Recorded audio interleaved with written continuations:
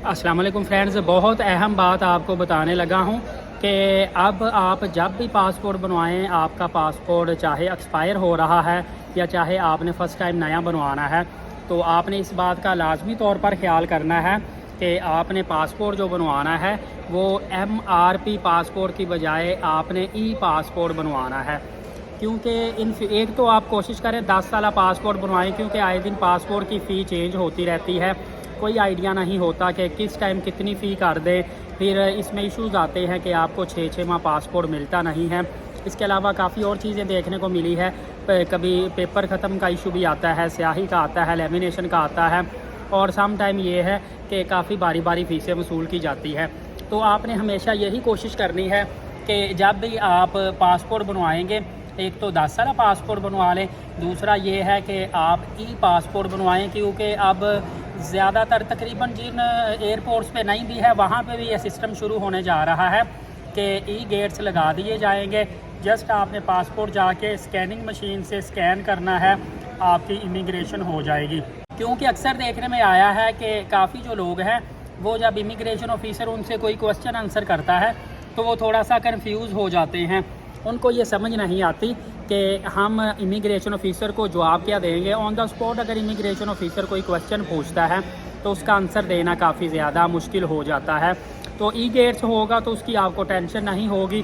फौरी तौर पर आप ई गेट्स में अपना पासपोर्ट स्कैन करेंगे, डेट्स सीट आपकी इमिग्रेशन समझ लें होगी, क्योंकि आपका सारा डाटा जैसे ही आप स्कैनिंग करेंगे तो फौरी तौर पर इनके सिस्टम में आ जाएगा।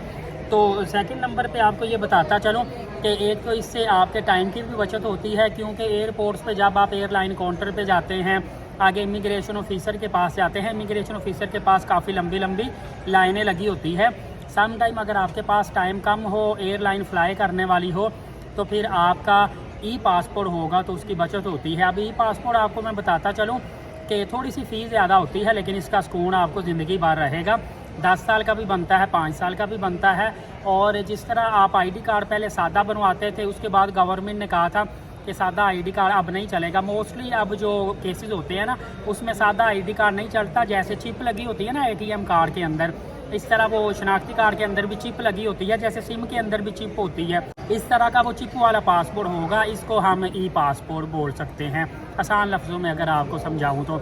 और अनकरीब ये भी हो सकता है कि जितनी तेज़ी के साथ पूरी दुनिया में डेवलपमेंट हो रही है, आपका जो दूसरा MRP पासपोर्ट है, मशीन रीडेबल पासपोर्ट, ये हो सकता है ख़त्म ही कर दिया जाए। वो आपको कहें जी जिन के पास MRP पासपोर्ट है वो इसको ख़त्म करें और ई पासपोर्ट बनवाएं। इसलिए बेहतर है 5 साल 10 साल का पासपोर्ट होता है, तो आप अपना टाइम और अपना पैसा बचाने के लिए, वक्ती तौर पे थोड़ी सी फ़ीस उसकी ज़्यादा है, उसके बाद आपका जितना टाइम बचेगा आप सोच भी नहीं सकते, बहुत ज़्यादा आपको फैसिलिटी मिलेंगी।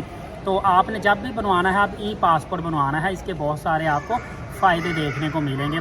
फर्दर अपडेट जानने के लिए एलीट साकिब यूट्यूब चैनल को सब्सक्राइब करें, बेल नोटिफिकेशन को ऑल कर लें, नमाज कायम करें, नबी पाक सल्लल्लाहु अलैहि वसल्लम पे कसरत से दुरूद पाक और कुरान करीम की तिलावत करते रहा करें। इंशाअल्लाह अगली वीडियो में मिलेंगे। इजाज़त दे, बहुत शुक्रिया, अल्लाह हाफ़िज़।